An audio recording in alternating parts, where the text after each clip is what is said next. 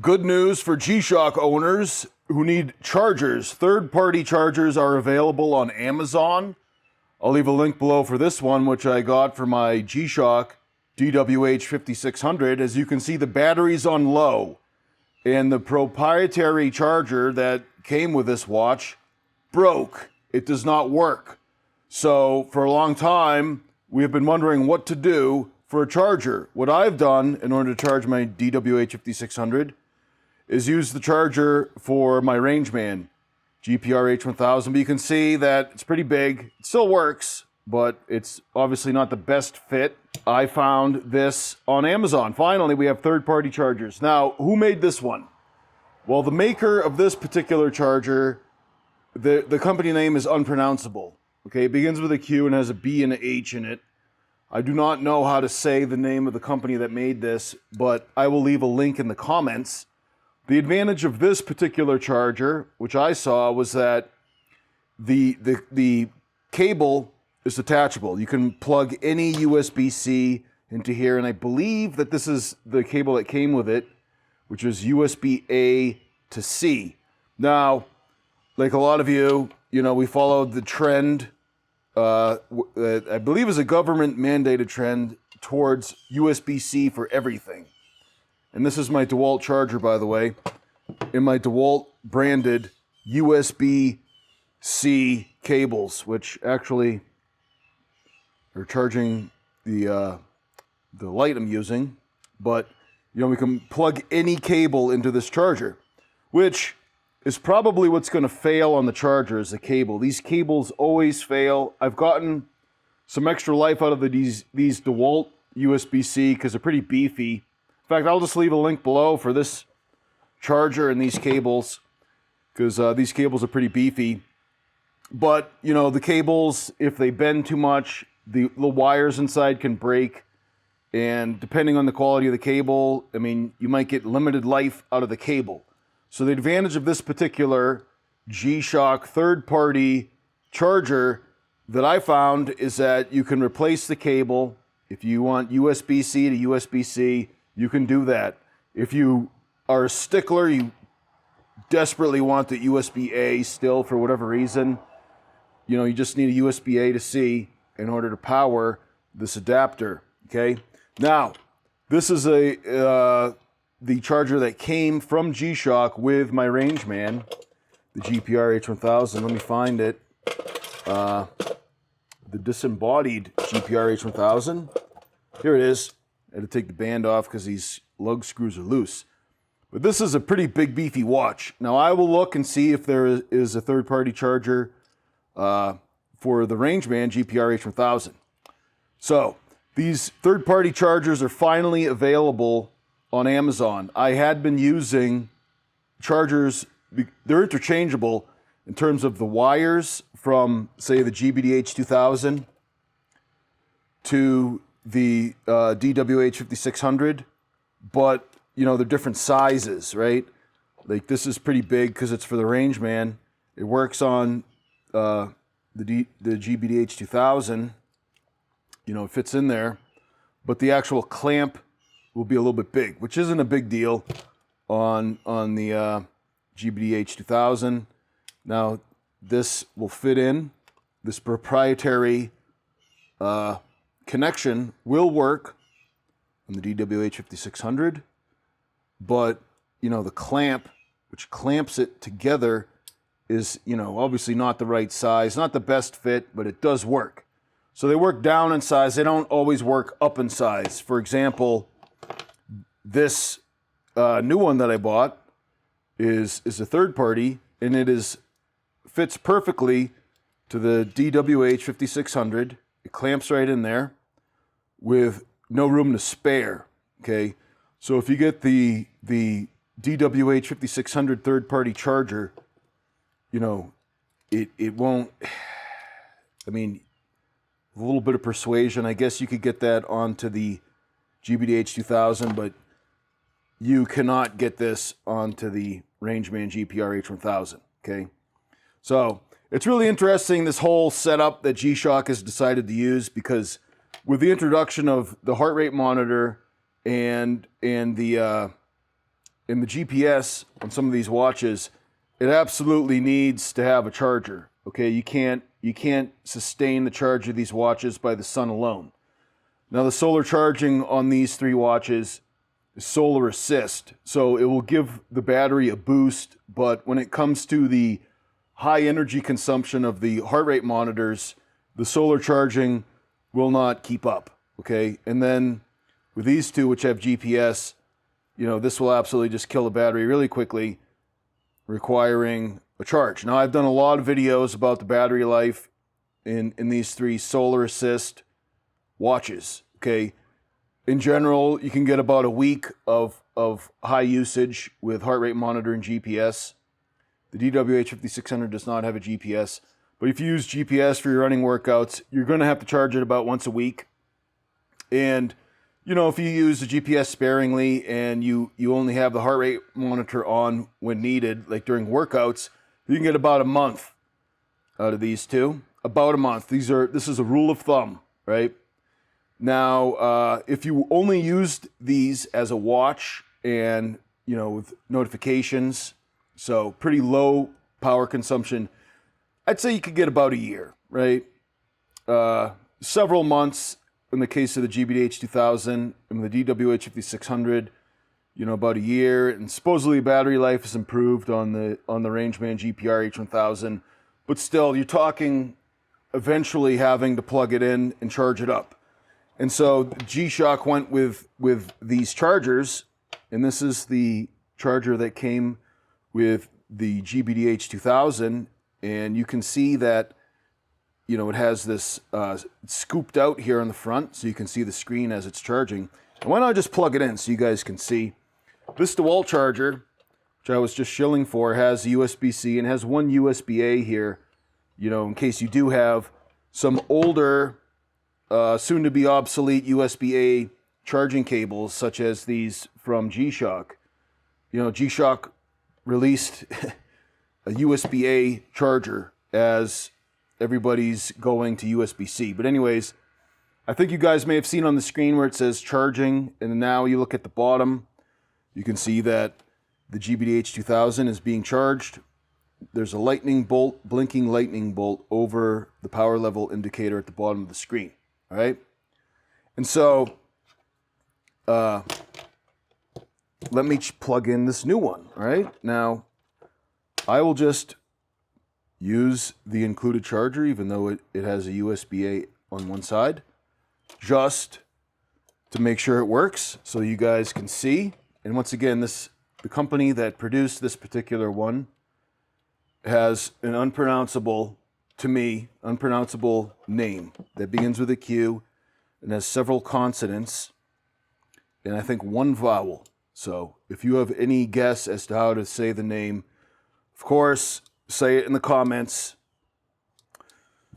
All right, let's see if it works. This is intended for the DWH5600, and it is working. All right, charging battery. There you go. And the blinking lightning bolt over the battery level indicator of the G-Shock DWH5600. There we go. Gentlemen, it works. I'm happy to report it works. And there's no problem reported on the G-Shock watch, okay? And so, as you can see, buying this exact one for the DWH5600 may not work on the GBDH2000. But if you were to get one for the GBDH2000, I would suspect it would work. Oh, we got it to work. With a little bit of persuasion, we pried that clamp open. Why G-Shock is using this clamp is a huge unsolved mystery. I am thinking of making a video that will be like Unsolved Mysteries. You guys remember that show? But the mystery is to why G-Shock went backwards with these chargers, right? If you look at the Rangeman Gen 2, as it's called now, because this is the Rangeman Gen 3, the GPR H1000, and this is the Rangeman Gen 1, the GW9400. there was a in-between range, man, which, what was it called? The GBR, the GRB, the GRP B1000. It had GPS, it had navigation. It did not have a heart rate monitor, right? However, it had an induction charger. It didn't have these clamps. It had induction, you know? And so why did we go back to clamps? And you know, if it's because of the heart rate monitor would get in the way of induction, like why this system? Like every other smartwatch, I think, have similar charging ports, right? But this is the way that G-Shock went for whatever reason. Maybe there's a valid explanation. But this DWH 5600, as you just saw, I don't think that it could reliably work on the Rangeman GPR H1000.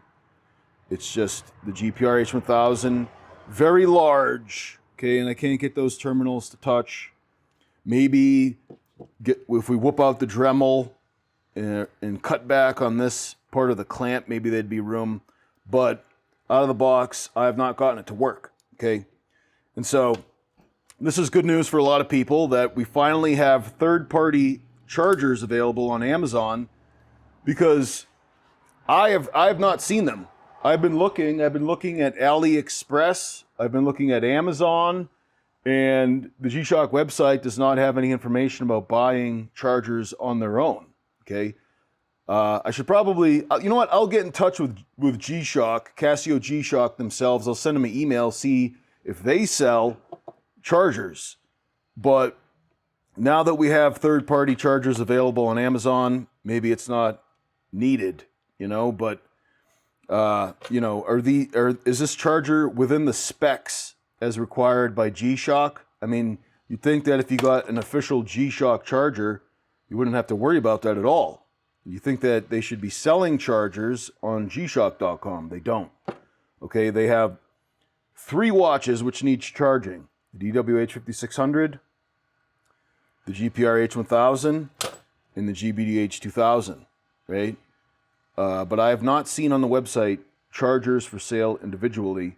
But now, on Amazon, I have seen several of these chargers marketed as being for G-Shock watches. Okay, I purchased this Finersi fast charge tester.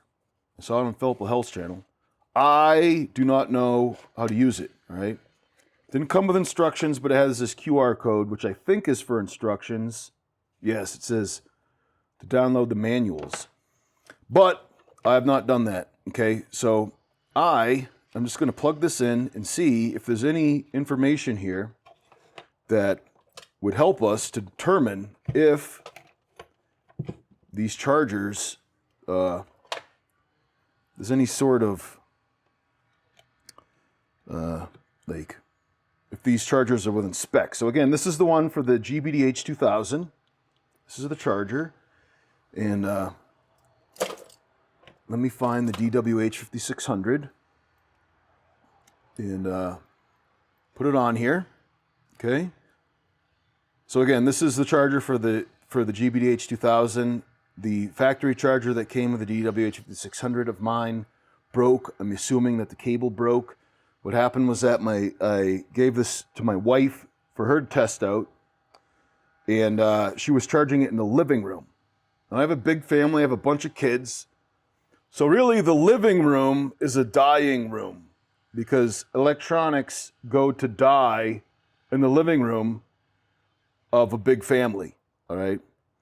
And that's the case with the charger for the DWH 5600, because my wife was charging it on a charger that, you know, was near the couch. So you can imagine the abuse it suffered next to a couch of a big family. But anyways, here's the information on the screen related to the factory charger, which we have hooked up through this device. VBus 4.85 0.7. Okay, I guess that's volts, right? iBus 0.026. Is that amps? P-bus 0.13 watts. And the temperature in Celsius 29.9. Now, I'm not like observing the significant digits here for those of you who want like, you know, highly precise measurement. I can't give that to you because I mean, I guess there 5 significant digits. I mean, I don't even know. I mean, these tail end numbers could just be generated at random. It's hard to tell. But anyways, here are some stats. I don't know what this means, but you guys can write it down if you're interested. Whoa! Oh my goodness, look at that. This chart is just unbelievable. Like, this charger has a heartbeat. Look at that. Look how it's like dipping down. It's alive. This thing's alive. It's a heart rate monitor. It has its own heartbeat. Amazing. Okay. Next screen. All right. Wow. We got a toolbox and statistics. And it's not a touch screen. All right. Well, there you go. Okay. So write down these numbers. Now we're going to plug in the charger that I got from Amazon, and we're going to compare these values. So it's charging, and it's about the same, right? It's about the same in terms of iBus and P-bus and V-bus. And what do all these mean? I don't know. Philip will Hell probably know, since I saw this on his channel. Maybe check the comments, see what he says. But I guess this is the wattage. Same watts going through this measuring device as recorded from the G-Shock branded official charger, right? And then this charger from Amazon is generating about the same numbers on the iBus and the P-bus. I'm guessing P is for power and I is for induction and V is for voltage. Someone please confirm or deny that. And let's see what we have on the graph. Do we have the same type of heartbeat observed? Yes. Boom, right there. See that? Okay. Similar thing. So that looks the same. What all these mean, I don't know. I have a high IQ. It's high double digit. We may need someone with a triple digit IQ to let us know what's going on. But to me, numbers are about the same. Now, what do I mean? Well, when I look at numbers, I look at, you know, is it like 8, 9, 10, J, Q, K, A, something like that. Like I want to see like a pattern because, you know, if you're low IQ, you look for simple patterns. All right. So I'll leave a link below if you guys are interested in this. And as far as the durability, I will keep you guys updated, okay? Because this particular one stood out to me because of the ability to change the cable.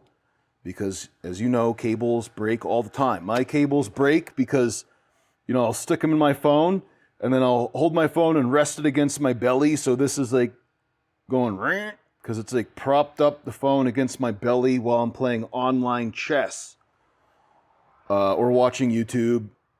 But when I'm watching YouTube, I might turn the camera or the phone sideways, in which case my meaty fingers are wrenching the cable, and cables don't last long. These cables by default have lasted longer than the ones I usually buy at the truck stop.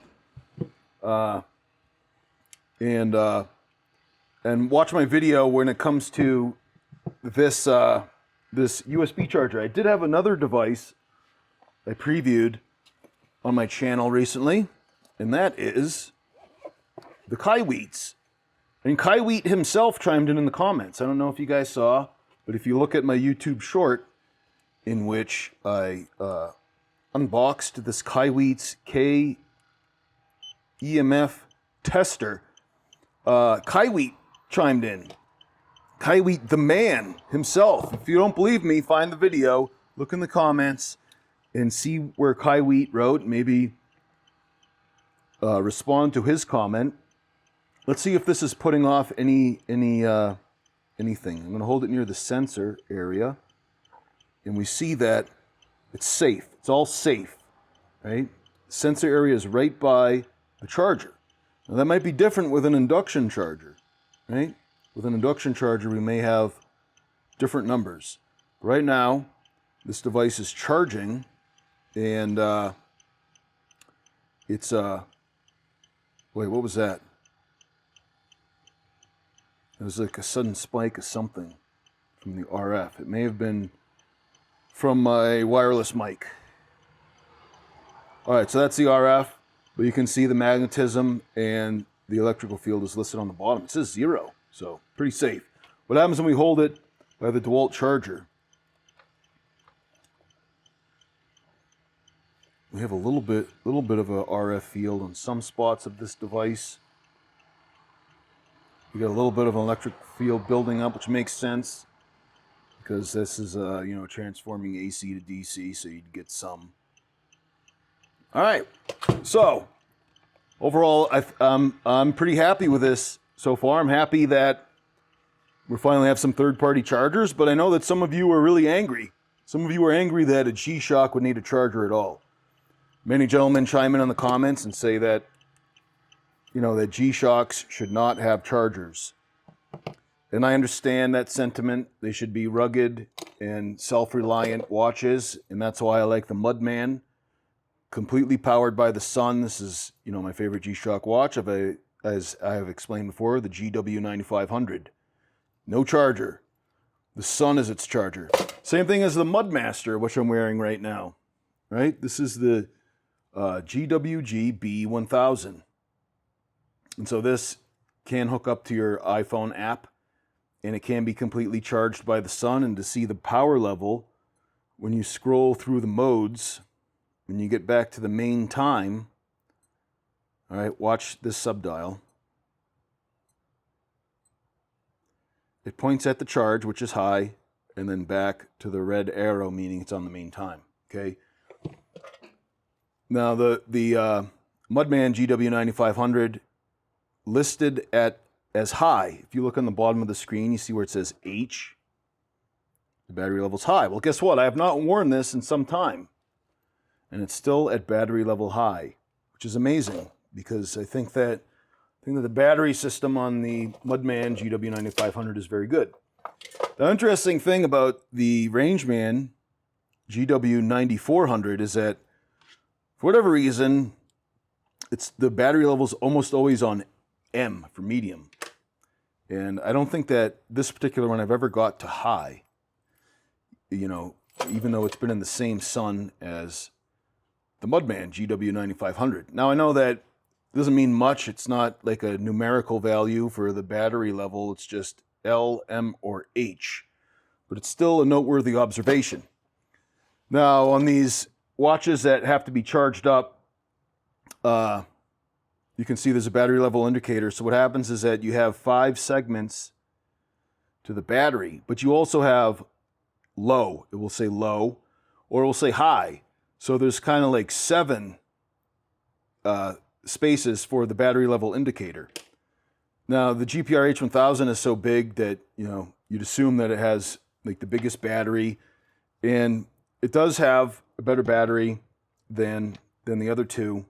However, it's not like a huge difference, So you will need to charge it up. And so one hack, if you really wanted to minimize to have to charge these at all, you can put it in power saving mode. So you see how at the bottom it says press and hold this button and it's pointing to the back button? Well, the GPR H1000 is in power saving mode. It is only displaying the time with no customization at all. So, it just reverts back to displaying the time, nothing else at all, just the time, the date, and the internal clock's ticking away. And so even though that this GPR H1000 has been in the coffin for a long time, it hasn't died yet, because when you have it in power saving mode, you could make this last for a long, long time. It's difficult for me to say how long, because I've tested these batteries, but for a very long-term test, I have not been able to do, because you need sunlight to see how much that would influence how long the battery lasts.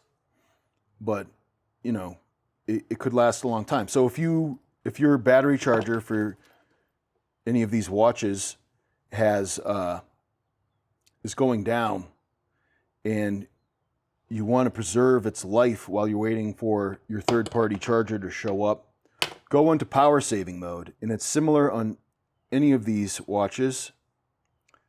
Like this is displaying low battery right now, so it's kind of going into power saving mode on its own in a certain sense, because it won't allow you to access the workouts, which is what happens when you press enter. So when you press enter on any of these, you'd go into the workouts, but when the battery level's on low, it goes and you can't even go to the workout screen. You can go to the screen. Oh, and look. Well, I guess you missed it. Let me go back. The GBDH 2000 is in low battery. It doesn't have anything else on. A lot of the features turn off.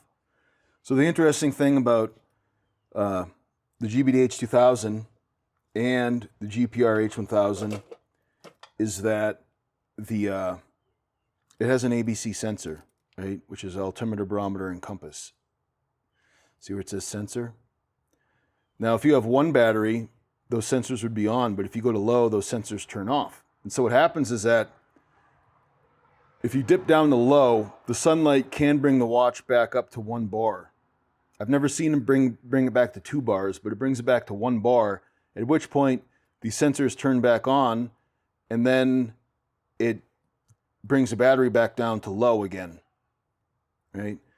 And so I guess I don't want to give anybody like the wrong information, but in theory, the GPR H1000, you know, if you're just using it as a watch, would probably be the longest lasting, because as far as I know, there's no way to turn off the sensors. And so the sensors, the ABC sensors, do eat up the battery, which you don't have that on the DWH 5600. Okay, that may be confusing to some of you. It was confusing to me to even say it. Like there's smoke coming out of my ears trying to explain that. So don't ask me to explain that again in this video. I'll make another video where maybe I could like sit down and script the explanation. But just to sum it up, the sensors eat up the battery, right? And I've not been able to, I don't think you can turn off the sensors except to put it in the low battery mode, which I'm about to show you how to do. Hold down the rev button to reveal the settings, hit enter, and then you go into general, you go into one of these settings. Maybe it won't let me do it anymore. Wow, this is crazy. You cannot go into power saving mode after the battery's on low, because the power saving mode would be in general settings, which I can't access. That's wild. So this is kind of in limbo here. But again, like I said, it shouldn't die. If you get some sun, it shouldn't die, because the sun itself will keep the internal clock going, right? So if you have one battery, go into the settings, hold down on this watch, hold down the mode button to go into settings, hit enter, general settings, and then scroll through till you see power saving mode, hit enter, and you will enter into power saving mode. It'll show the time. If you like, I don't even think it allows you to show the time in 24-hour clock. There's no settings. All that this watch is displaying now is the time, the date, the day of the week, the seconds, and a blinking indication to hold down this button. Okay, so these two watches don't have stealth mode, but they have a roundabout stealth mode. If you put the watch into power saving mode, you know, that's one way to turn off the Bluetooth. All right, gentlemen, Jesus is the way, the truth, and the life. No man comes to the Father except through him. I'm Jim Kincaid. Thanks for watching.